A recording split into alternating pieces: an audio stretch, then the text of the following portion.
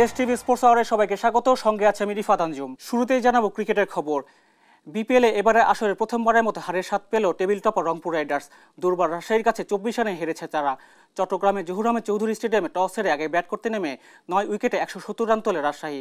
জবাবে ব্যাট করতে নেমে নিয়মিত বিরতিতে উইকেট হারিয়ে 146 রানে অল আউট হয় রংপুর। বিস্তারিত ম্যাচ রিপোর্টে। একটা ক্যাচই যেন বদলে দিল ম্যাচের দৃশ্যপট। 13তম ওভারের শেষ বলে রায়ান বার্লের বল স্ট্রেট ব্যাটে তুলে মারেন শেখ মেহেদী। ক্যাচ নেওয়ার জন্য লাফিয়ে ওঠেন বার্ল। বল হাত ফসকে গেলেও দ্বিতীয়বারের চেষ্টায় অবিশ্বাস্যভাবে ক্যাচ লুফে নেন এই বিদেশি রিক্রুট।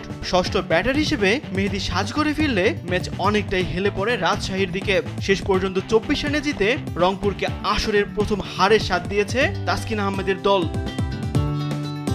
এর আগে টসে হেরে ব্যাট করতে নেমে শুরুতেই চাপে পড়ে রাজশাহী। 76 রানে হারায় 3 উইকেট। তবে এরপর দলের হাল ধরেন দুর্দান্ত ফর্মে থাকা এনামুল হক বিজয় ও ইয়াসির আলী। দুজনে মিলে গড়েন 76 রানের জুটি। তবে পরপর 2 ওভারে আউট হন ইয়াসির ও এনামুল। ইয়াসির খেলেন 60 রানের ঝড়ো ইনিংস আর এনামুল আউট হন 39 রান করে। এরপর নিয়মিত বিরতিতে উইকেট হারায় রাজশাহী। শেষ পর্যন্ত 9 উইকেটে 170 রানের লড়াকু সংগ্রহ পায় পদ্মাপাড়ের দলটি। 171 রানের টার্গেটে ব্যাট করতে নেমে শুরু থেকে ছন্নছাড়া রংপুর। ম্যাচ থেকে এক প্রকার ছিটকে যায় টেবিল টপাররা। এরপর ম্যাচে ফেরার মরিয়া চেষ্টা করেন সোহান ও সাইফুদ্দিন। তবে সোহানের 41 ও সাইফুদ্দিনের 23 রানের কেমিও কেবল হারের ব্যবধানই কমিয়েছে। শেষ পর্যন্ত 146 রানে অল আউট হয়ে আসরের প্রথম হারের স্বাদ নিয়ে মাঠ ছাড়তে হয় রংপুরকে। রায়ান বার্ল তুলে নেন 4 উইকেট। এই জয়ে প্লে অফের দৌড়ে বেশ ভালোভাবে টিকে থাকলো রাজশাহী। তাসবি শরণ, স্পোর্টস ডেস্ক, দেশ টিভি।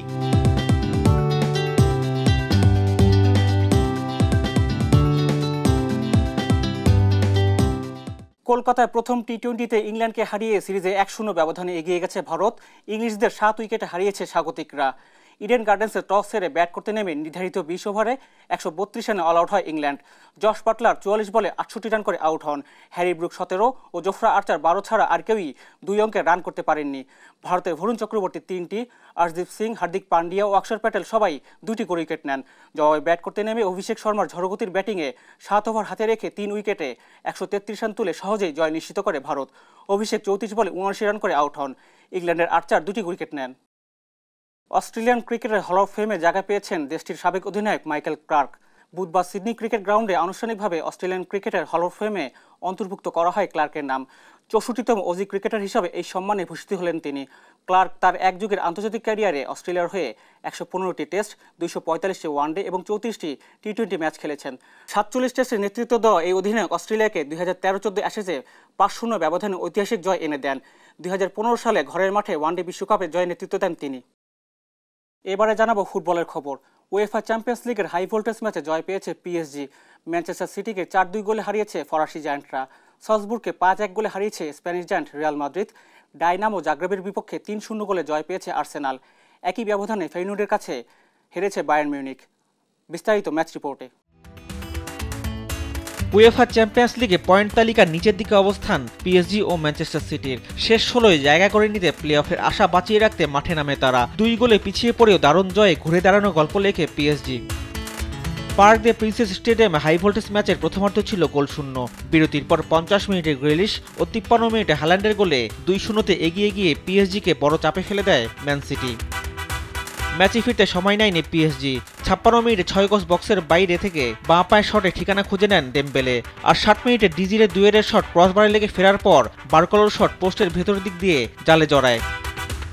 78 মিনিটে ডান দিক থেকে ভিতিনিয়ার ফ্রিকিকে চমৎকার হেডে গোল করেন নাভাস। 3-2 লিড পিএসজির। আর ম্যাচের শেষ দিকে যোগ করার সময় রামোসের গোলে জয় নিশ্চিত করে পিএসজি। চ্যাম্পিয়ন্স লিগের আরেক ম্যাচে সালজবুর্গকে 5-1 গোলে হারিয়েছে Spanish giant Real Madrid. Santiago বার্নামুতে 23 ও 34 মিনিটে রদ্রিগোর জোড়া গোলে এগিয়ে যায় রিয়াল। বিরতির পর 48 মিনিটে এমবাপ্পের গোলে ব্যবধান বাড়ায় তারা। আর 55 ও 77 মিনিটে ভিনিসিয়াস জুনিয়র গোল করলে সহজ জয় নিয়ে মাঠ ছাড়ে আঞ্চলিক শিষ্যরা। অন্য ম্যাচে ডাইনামো জাগ্রেবকে 3-0 গোলে হারিয়েছে ইংলিশ জায়ান্ট আর্সেনাল। দ্বিতীয় মিনিটে ডেকলান রিসে, 66 মিনিটে কাভার্স ও 91 মিনিটে ওডেগার্ডের গোলে জয় পায় গানাররা। ফেইনুর্ডের কাছে 3-0 গোলে হেরেছে জার্মান জায়ান্ট বায়ার্ন মিউনিখ। জোড়া গোল করেছেন সান্তিয়াগো গিমিনেস, অপর গোলটি করেছেন উইয়েডা। এদিকে রাফাল লিয়াওর একমাত্র গোলে জিরোনাকে হারিয়েছে এসি মিলান, আর লাউতারো মার্টিনেজের একমাত্র গোলে স্পার্টা প্রাগকে হারিয়েছে ইন্টার মিলান। রিফাত আঞ্জুম, দেশ TV, sports desk. UEFA Europa লিগে রাতে নিজ নিজ ম্যাচে মাঠে নামবে ম্যানচেস্টার ইউনাইটেড, এএস রোমা এবং টটেনহ্যাম। ওল্ড ট্রাফোর্ডে রাত 2টায় স্কটিশ ক্লাব রেঞ্জার্সের বিপক্ষে মাঠে নামবে ম্যান ইউ। এদিকে রাত 12:15টায় ডাচ ক্লাব আলমোকারের বিপক্ষে মাঠে নামবে রোমা, আর জার্মান ক্লাব হফেনহেইমের বিপক্ষে খেলবে ইংলিশ ক্লাব টটেনহ্যাম। বিস্তারিত ম্যাচ প্রিভিউয়ে। চলতি মৌসুমটা রীতিমতো দুঃস্বপ্ন হয়ে এসেছে ম্যানচেস্টার ইউনাইটেডের জন্য। মৌসুমের শুরু থেকেই একের পর এক হারে ছন্নছাড়া অবস্থা রেড ডেভিল শিবিরে। প্রিমিয়ার লিগেও সবশেষ 5 ম্যাচে মাত্র একটিতে জয় পেয়েছে তারা। এবার ইউরোপা লিগে তাদের প্রতিপক্ষ স্কটিশ ক্লাব রেঞ্জার্স। সম্প্রতি এফএ কাপে আর্সেনালকে হারিয়ে ফর্মে ফেরার ইঙ্গিত দিলেও তা ধরে রাখতে পারেনি ম্যান ইউ। নতুন বছরেও হারতে হারতে দেয়ালে পিঠ ঠেকেছে রুবেন আমোরিমের শীর্ষদের। তাই সবকিছুকে পেছনে ফেলে ঘরের মাঠের সুবিধা কাজে লাগিয়ে রেঞ্জার্সকে হারিয়ে ঘুরে দাঁড়াতে চায় ওল্ড ট্রাফোর্ডের ক্লাবটি। এদিকে রাত 12:15টায় ডাচ ক্লাব অলকমারের মুখোমুখি হবে ইতালিয়ান ক্লাব রোমা। চলতি মৌসুমে সময়টা ভালো খারাপ মিলিয়ে যাচ্ছে রোমার। সবশেষ 5 ম্যাচের 3টিতে জয় পেয়েছে তারা। এলোমেলো রক্ষণভাগ দুশ্চিন্তার কারণ হয়ে দাঁড়িয়েছে রোমার জন্য। তবুও টেবিলের তলানিতে থাকা অলকমারের বিপক্ষে জয় ছাড়া অন্য কিছু ভাবছে না লা মাজিকা শিবির। একই সময়ে রেইন-নেকার এরেনায় ইংলিশ ক্লাব টটেনহ্যামকে আতিথ্য দেবে জার্মান ক্লাব হফেনহেইম। বেশ কিছুদিন ধরেই ক্রমাগত হারের বৃত্তে ঘুরপাক খাচ্ছে টটেনহ্যাম। প্রিমিয়ার লিগে টানা 5 ম্যাচে জয় শূন্য তারা। তবে কারাবাও কাপের সেমিফাইনালের প্রথম লেগে লিভারপুলকে হারিয়ে ফর্মে ফেরার ইঙ্গিত দিয়ে রেখেছে টটেনহ্যাম। এবার দুর্বল হফেনহ্যামকে হারিয়ে ইউরোপা লিগের পয়েন্ট টেবিলে নিজেদের আরও এগিয়ে নিতে পারে কিনা সেটাই এখন দেখার বিষয়। তাসবি শরণ, স্পোর্টস ডেস্ক, দেশ টিভি। চ্যাম্পিয়ন্স লিগ ফুটবলে পিএসজির কাছে হেরে শেষ 16 প্লে-অফের খেলায় আসা অনেকটাই ফিকে হয়ে গেছে ম্যানচেস্টার সিটির। এগিয়ে থেকেও শেষ পর্যন্ত হেরেছে স্প্যানিশ জায়ান্টরা। ম্যাচ শেষে সিটিজেন কোচ গার্দিওলা জানিয়েছেন মাঝ মাঠে বলে নিয়ন্ত্রণ রাখতে পারেননি তার দল। পরবর্তী ম্যাচে ব্রাগার বিপক্ষে শেষ সুযোগটা কাজে লাগাতে চান গার্দিওলা। বিস্তারিত প্রতিবেদনে। সম্প্রতি ম্যানচেস্টার সিটির সময়টা মোটেও ভালো যাচ্ছে না। গত বছর নভেম্বরে ফেইনুর্ডের বিপক্ষে 3 গোলে এগিয়ে থেকেও ড্র করার হতাশায় পড়তে হয়েছে। আর গত রাতে পিএসজির বিপক্ষে 2 গোলে এগিয়ে থেকেও হেরেছে ম্যানচেস্টার সিটি। কোচ গার্দিওলার উপর চাপটাও বাড়ছে। ম্যাচের 5ম মিনিট পর্যন্ত 2-0 গোলে এগিয়ে ছিল সিটি, কিন্তু এরপর কি হলো কে জানে। 4 মিনিটের মধ্যে পিএসজির কাছে 2 গোল হজম করে বসলো গার্দিওলার দল। আর এই হারে দেয়ালে পিঠ ঠেকে গেছে সিটিজেনদের। এখন পরিষ্কার হিসাব, প্লে অফ পর্বে উঠতে হলে আগামী বুধবার ক্লাব ব্রাগার বিপক্ষে জিততেই হবে গার্দিওলার দলকে। জয় ছাড়া অন্য যে কোনো ফলেই বিদায় নিতে হবে ইংলিশ ক্লাবটিকে। গার্দিওলাও তা জানেন, তাই ম্যাচ শেষে সংবাদ মাধ্যমে জানিয়েছেন এই কথাই।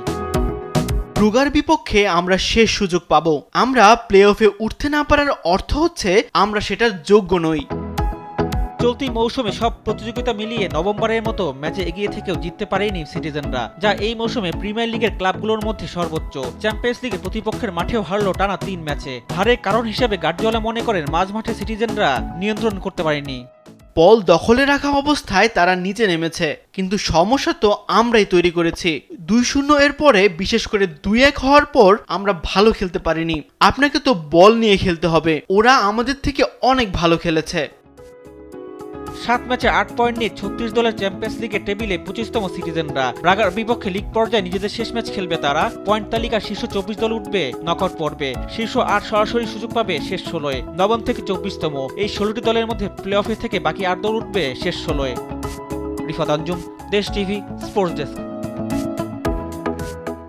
রিয়াল মাদ্রিদের জার্সিতে 100 গোলের মাইলফলক স্পর্শ করেছেন ব্রাজিলিয়ান তারকা ভিনিসিয়াস জুনিয়র।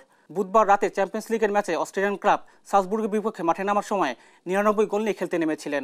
ম্যাচের 55 মিনিটে প্রতিপক্ষের জালে বল জড়িয়ে রিয়ালের হয়ে সেঞ্চুরি পূরণ করেন তিনি। পরে গোল পেয়েছেন আরও একটি। ব্রাজিলিয়ান ফুটবলারদের মধ্যে গ্যালাক্টিকোদের হয়ে সর্বোচ্চ গোল রোনালদোর।